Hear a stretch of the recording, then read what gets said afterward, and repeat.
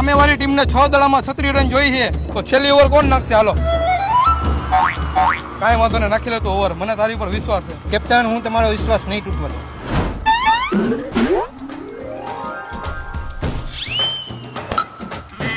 ઈ તો કેપ્ટન એક દડો છોકરાને રમવા દેવાનો હોય.